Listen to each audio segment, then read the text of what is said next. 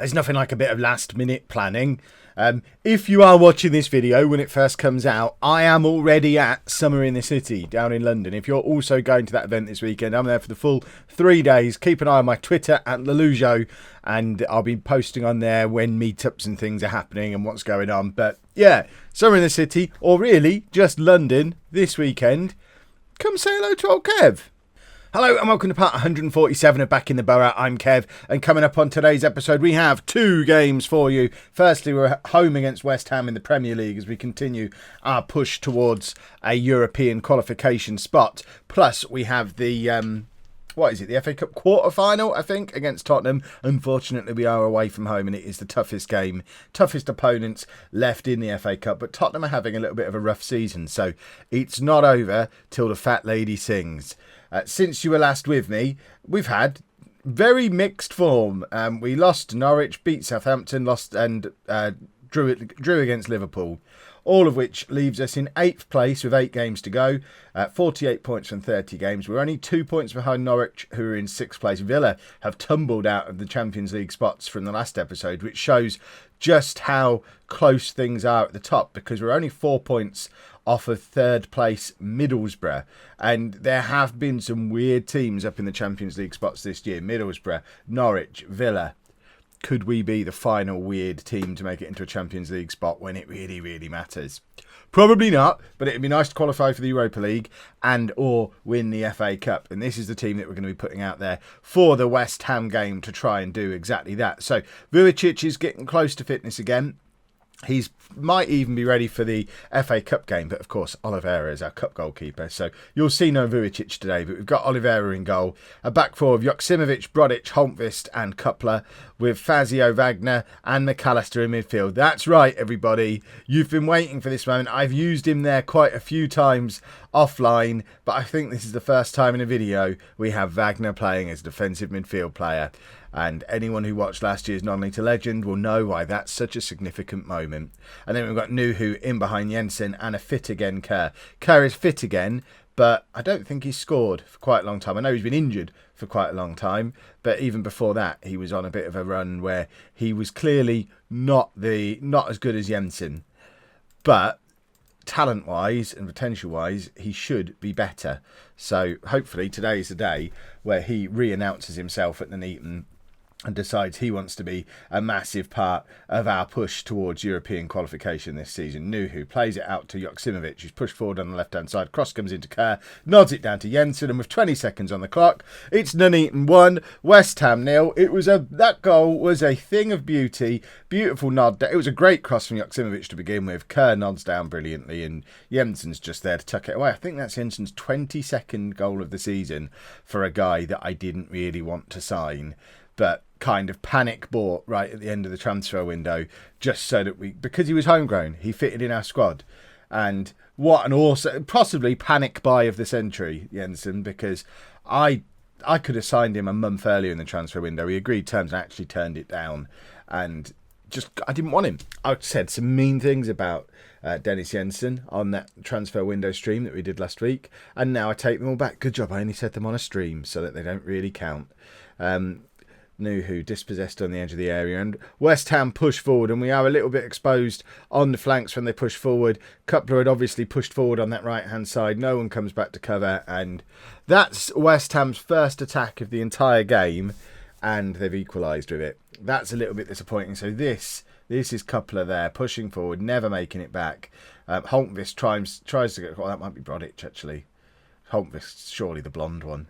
But who knows? One of them tried to get across to cover, didn't really get there, left a gap in the middle, and it was just a fairly typical Nuneaton goal to concede. It's either that kind of goal, which they're now trying to do again, or the ball over the top for someone to chase onto. They're the two goals we concede all the time. Nuhu now with a free kick. What a goal from Nuhu!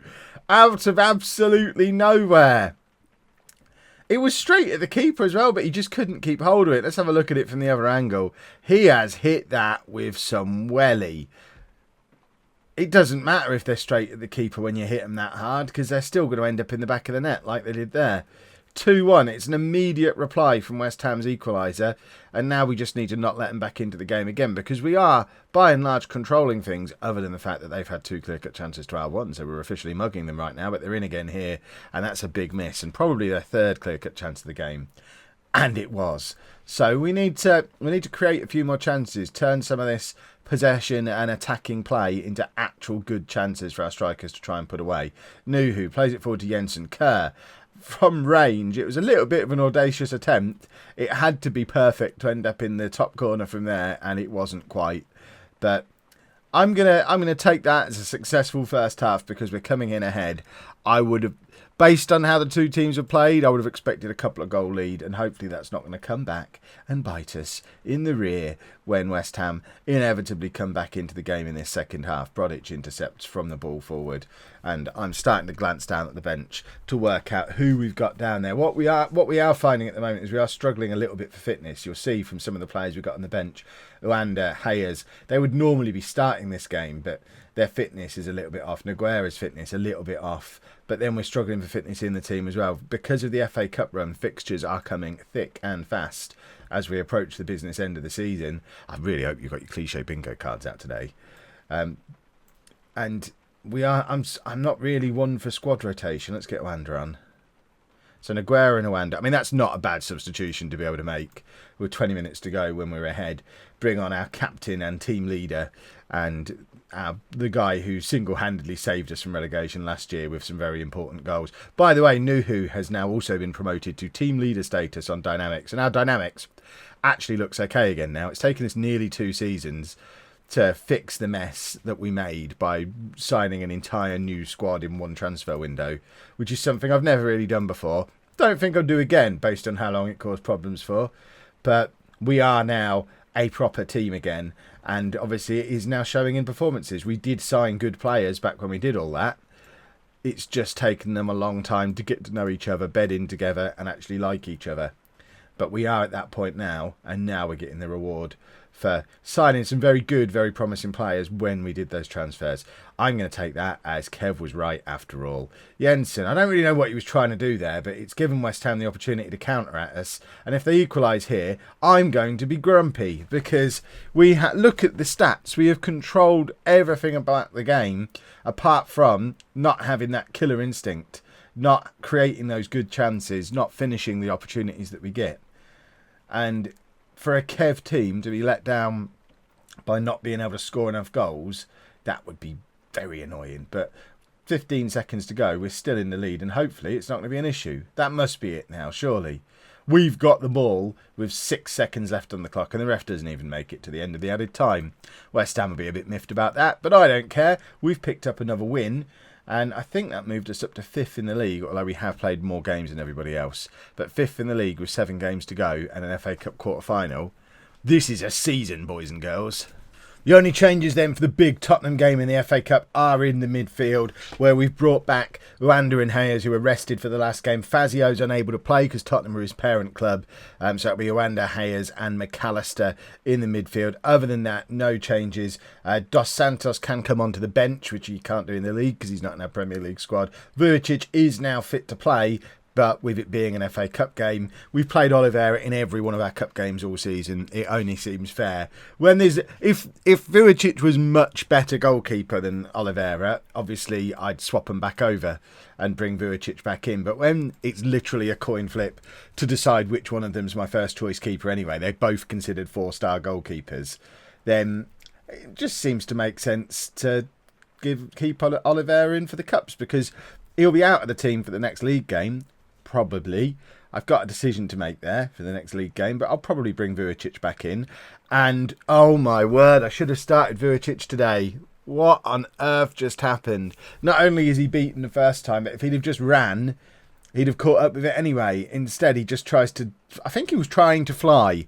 Let's have a little look at this from the other angle. So, ball forward, just flicked over him, and at that point, he tries to fly rather than running. And unfortunately, he can't fly, so he just sort of flopped to the floor a good 5 yards away from where the ball was. If he'd have just ran back and chased it, he'd have probably got there. That was just a little bit silly.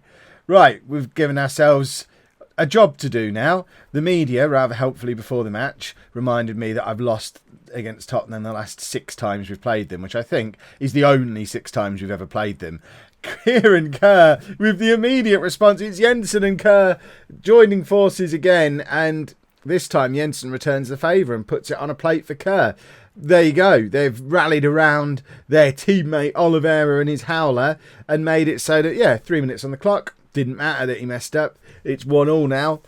Everything to play for. Good work, Kieran Kerr. And he's got the old hands over the ear jobby going on as well. Right. Forget that goal happened. Now momentum is back with us again. We do still have that whole never beaten Tottenham thing. But what nicer time to break that record when A, they're on a bad run of form anyway. They've had a poor season. And B, Dennis Jensen's injured, for goodness sake. I mean, that... Of all the players who could have got injured, he's got to be fairly low down the list of the ones that we'd want to sacrifice, because he's been so instrumental both in scoring and creating goals for us this season. And Nogueira, although he has on occasion weighed in with some important goals, he's not an FA Cup winning, Europa League playing in striker the way Jensen probably is. Nogueira is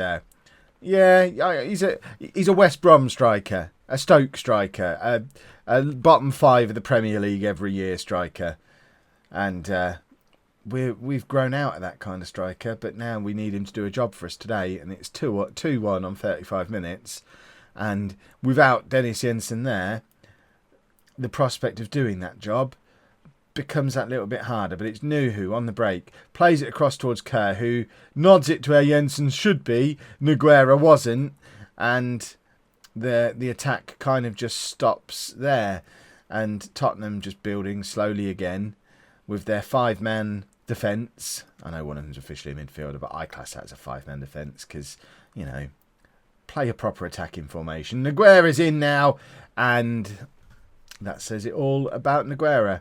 He gets into some incredibly good positions, gets a lot of chances every game because of his pace. He can get into good positions and outrun players, and then he'll miss. And it's very frustrating to try and be his manager. Right, Wanda plays it forward towards Nogueira. Brilliant pass into the path of Kerr, who missed. We've had some chances today, goodness me. We've created more chances in this first half than we created in the entire game against West Ham. And we scored twice in that game. And we've only scored once in this one. Please don't tell me it's just not going to be our day today, because I want to win the FA Cup. It seems like it would be fun. Kerr, trying to beat his man on the wing, finds McAllister instead. Back to Hayes, former Tottenham player, of course. And Kerr again, back to Coupler. We're taking our time trying to build up the way we know we can. We can move this ball around our midfield as good as anybody. Kerr to Nuhu. And there's your equaliser just before half-time. And it came from trying to play our way. None of this quick breaking nonsense that other teams like to do. This is where we're at our absolute best. We're just working the ball around our team. We've got a lot of players who are very good at keeping hold of the ball. And Nuhu is just a goal scorer. I don't know how that man's not a striker. It's almost worth converting him to a striker just to see how many goals he'd score up front. But I'm worried we'd break him by doing it. And I'm quite happy with him weighing in with 15, 20 goals a season from attacking midfield. Right, Tottenham trying to come at us again just before half-time. I'd really rather like it if we could go in at 2-2. Apparently, that's not part of the plan for Spurs, though. And they've now hit straight back on us, and it's 3-2 at half-time. And this, it feels like a cup game. This is a proper cup tie, boys and girls. See, cliche bingo again. The magic of the cup. It's only magical if we win. It looks like they've filled in one corner of the ground just for us to stand in. Or sit in, I suppose. Because that end's not filled in. But on that replay, there was one little bit that was filled in that was full of blue shirts. Weird. Why would you not fill in all the corners? Right. Just keep trying to play good football, lads, I guess. A better manager than me would put stuff on like retain possession, work ball into the box. This stuff that we've proven to be good at, and when we do it, we do good. But I'm so set in my ways with my tactic that I am afraid that by doing that, I'll break what's good about this team now. Hayes has now picked up a knock. Gashed leg. He's not going to be able to stay on for long. Looking at him, he was on like 52% fitness. So I don't even know who we've got on the bench. Without Fazio, who would be our backup midfielder? Latka, maybe? Or Wagner, I guess, will be down there too. McAllister plays it forward to Cutler. Cross comes in from Cutler. It's Nogueira. He hits the post. It comes back to Nogueira again. And he manages to miss both Nuhu and Kerr, who was stood in the middle waiting to just tap it in. Nuhu with the free kick, and he's done it again. Enoch Nuhu. We only spent £5 million on that man. How on earth did we sign him so cheaply when he's capable of doing this 2 games in a row in massive games? He is a big game player and just, he's incredible. Right, Hayes needs to come off. Wagner can come on. And we just need to shuffle this midfield round a little bit. We'll stick McAllister there. Wagner can be a bit further forward. We'll leave it there for now because we seem to be collecting rather a lot of injuries in this game. So we probably need to keep the rest of the bench as it is, just in case we pick up another knock. Right, Nogueira to Kerr. Can we grab a late winner? He says, 15 minutes left on the clock. We can't grab one right now, Kev, because it wouldn't be a late winner yet. Oliveira, forward to Brodic. Joksimovic to Nogueira. We're moving the ball around nicely again. This is a good sign. Wanda through to Nuhu. Can he grab his hat-trick? He can't. It's straight at the Spurs keeper. And I am now thinking in terms of a third substitution. Because if it does go to extra time, we get a 4th one, don't we? So we can make a substitution. I don't want to take Nuhu off. McAllister looks tired. We've got Latka on the bench. He's a former Arsenal man. Plus, he is built to play that defensive deep-lying playmaker role, which is what we signed him to do. So he can come and give us 10 minutes and possibly some extra time and try and stick one to Tottenham as a former Arsenal man. But they've got a free kick, and it comes to Kerr, who just lumps it forward towards Nogueira. We've got a 2-on-1 here, and the spare man is Nuhu, although the players have caught up with him, and of course Nogueira'd it.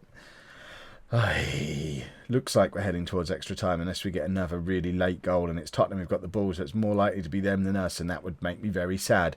Oliveira lumps it forward towards nobody in particular. You can tell we're all quite tired now, and it's with Wagner who we're struggling to get the ball clear. That's two in a row where we've tried to clear it, and it's just not gone anywhere near a red shirt, and we need to compose ourselves a little bit here and accept that we're shattered. We've played a lot of games. We play a high tempo game, and I think I've broken my team by pushing them to play a high tempo game for so many games in a row, and now we're gonna have to go into extra time. And you've got to call Tottenham the favourites going into extra time because we just look shattered again. The ball is cleared, and we don't have a red shirt anywhere near it. We need to bring someone on who can just run. Kerr to Wagner. Tries to find Kerr, but can't quite get there, but it's Cutler. Can't get past the white shirts. It's these last 5 minutes or so. We look like Championship Nuneaton again, playing against a Premier League team. We need to sort ourselves out. Goodness me. Give me the final whistle now. Now? Right. Do we get to make another substitution? Because blimey, do we need one. The only attacking player we've got on the bench is Lazic, but I think we've got to bring him on because we just need someone to come on and run. So Lazic is going to come on for Kerr just to be a fresh man up front to chase those big balls forward that we're just not getting anywhere near at the moment. Lazic is quick as well, so hopefully can use his pace, his energy to just put their defence under a little bit of pressure that they've not been under for the last 10 minutes or so of normal time. Right, it is Tottenham attacking again. And, the inside of the post, and Brodic just smashes it. You can hear him yelling, have it. And it just, out for a throw on, where it should be. I don't remember the last time we had an attack. Right, Brodic lumps it forward again. It was vaguely towards red shirts this time, but only very vaguely. And I can't believe how much this game has turned as we've tired. Cutler gets the interception, and there is Lazic. Just run with it, lad. Finds Nuhu. Through to Nogueira. Of all the players we could have in a match-winning situation, he is fairly low down the list of ones that we would pick. and we reach half-time in extra time. And I think the best we can hope for at this point is that we sneak this on penalties, because we just do not look like scoring. Brodic is playing out of his skin at the back, just lumping it forward any time he gets the opportunity to, but he can only defend as one man for so long, surely. Wagner intercepts in midfield. It's with Rwanda, who plays it forward to Nogueira. We still have Mr. Energetic Lazic, if we can find him. Oh, there's Nuhu!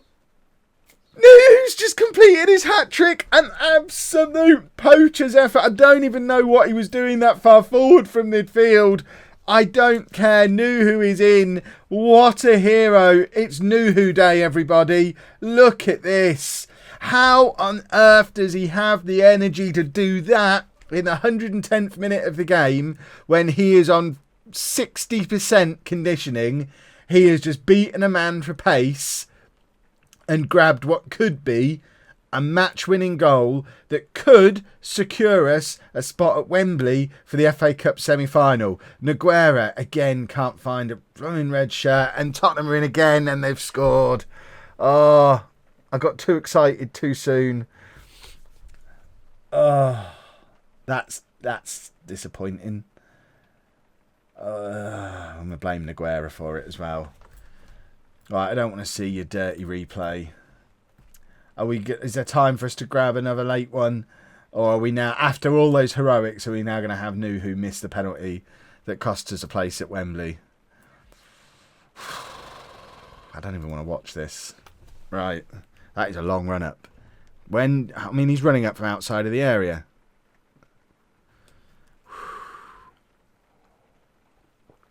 Right, Nuhu, don't miss. I've said it now, he's going to, isn't he? After all the heroics in the game. Oh, he is my man.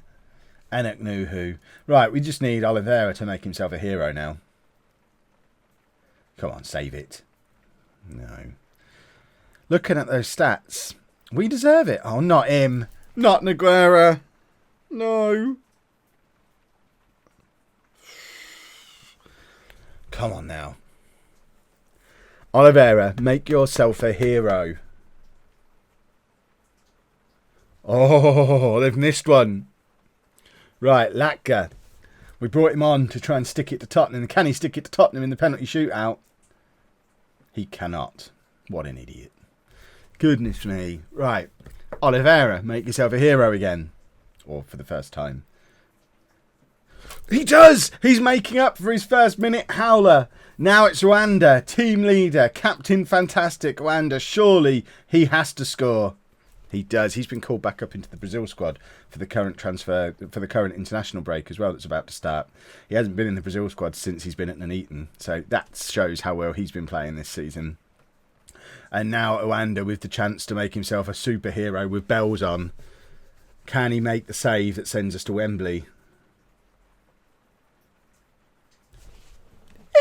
Blooming can. FA Cup semi-final coming up, boys and girls. That is one of the great Football Manager matches. That was insane. And to celebrate as well, we've officially avoided relegation from the Premier League now. That was as good as playing Football Manager gets. And Enoch Nuhu, I need to buy an Nuneaton shirt with Nuhu on the back. Oh, what a man. Right. We'll be back in a second when we see who we've got in the FA Cup semi-final. In slightly less positive news, Dennis Jensen's out for a year with a broken leg.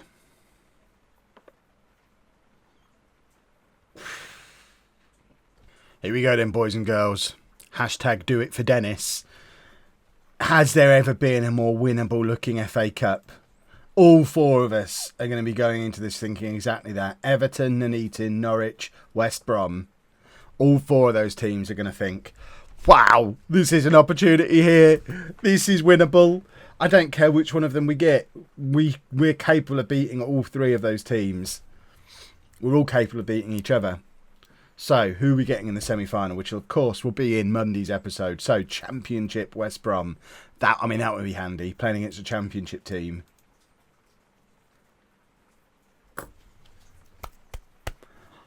We have got to beat a Championship team to get ourselves into the FA Cup final. where we will face either Norwich or Everton, assuming we can get past West Brom, of course. And that will be Monday's episode. I'm so excited. If you've enjoyed that, please make sure you leave a nice big thumbs up on there for me. Subscribe to the channel for daily Football Manager videos. And thank you very much for watching.